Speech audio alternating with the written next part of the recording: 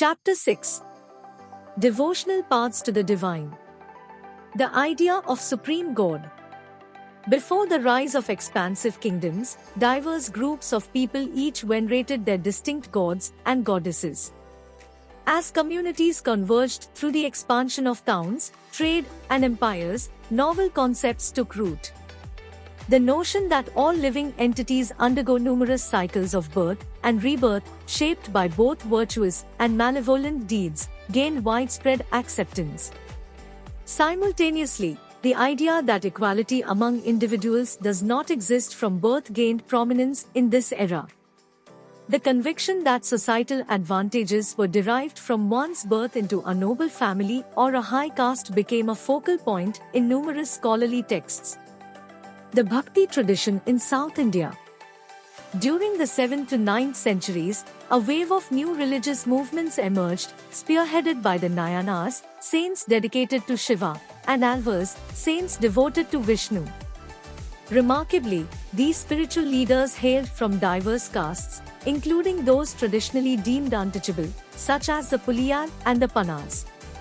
Critically, they voiced strong criticism against Buddhism and Jainism, advocating fervent devotion to Shiva or Vishnu as the path to salvation. Advaita and Vishishtadvaita. In the 8th century, Shankara was one of the most influential philosophers of India. He advocated the doctrine of Advaita, or the doctrine of the oneness of the individual soul and supreme God, which is the ultimate reality. Ramanuj was another saint born in Tamil Nadu in the 11th century and was influenced by the Alvars. He believed that the best means of attaining salvation was through intense devotion to Vishnu. Basavanna's philosophy. The Virshaiva movement was initiated by Basavanna and his companions like Allama Prabhu and Akka Mahadevi. This movement began in Karnataka in the mid-12th century. Bhakti movement in the Deccan. Over time, the Bhakti movement expanded its influence to various parts of India. The saints delivering their message in regional languages made them immensely popular among the masses. In present-day Maharashtra, saints like Namdev, Tukaram, Gyaneshwar and Eknath promoted the worship of Vitthala, a form of Vishnu in the temple at Pandharpur. Women like Sakhubai and the family of Chokhamela who belonged to the Mahal caste also were allowed to follow. Nathpanthis, Siddhas and Yogis. During the medieval period in India, various religious groups and sects coexisted, each with their distinct practices and beliefs. One such group was the Nathpanthis, Siddhas and Yogis.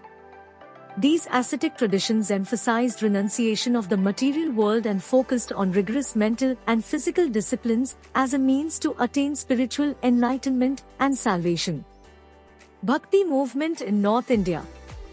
Over time, the Bhakti movement extended its influence across various regions of India. The post-13th century marked a renewed surge in the Bhakti movement in North India, characterized by a dynamic interplay of influences from Islam, Brahmanical Hinduism, Sufism and revered saints like Namdev, Tukaram and Eknath. Tulsidas, for instance, envisioned God in the form of Rama. His composition, the Ramcharitamanas, written in Avdi, a language used in eastern Uttar Pradesh, holds significance both as an expression of his devotion and as a literary work. Surdas, on the other hand, ardently devoted himself to Krishna.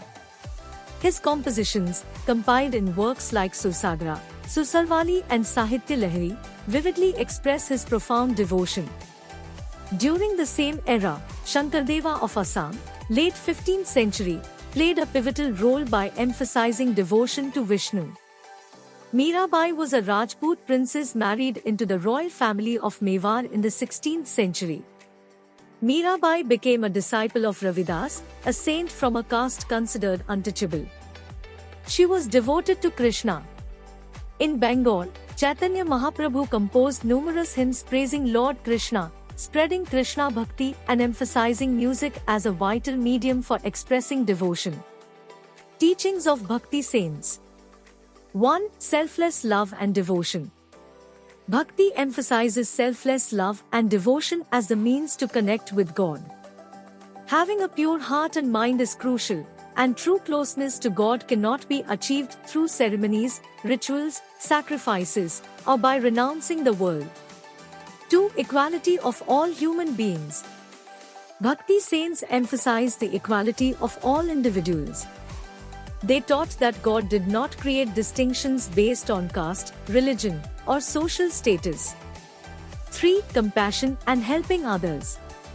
Bhakti advocates sharing the pain of others and actively working to alleviate it. Helping fellow human beings is considered the genuine form of bhakti, emphasizing the importance of compassion, kindness, and selfless service. 4. Importance of knowledge. Knowledge is an essential component of bhakti. Saints emphasize the importance of acquiring knowledge, which could be gained through a teacher or guru. 5. Expression through devotional music. Devotees are encouraged to express their bhakti through devotional music. Music is considered a powerful medium to connect with the divine and express deep emotions of love and devotion. These teachings not only highlight the spiritual aspect of bhakti but also emphasize the significance of social harmony, compassion, and a pursuit of knowledge in the practice of devotion.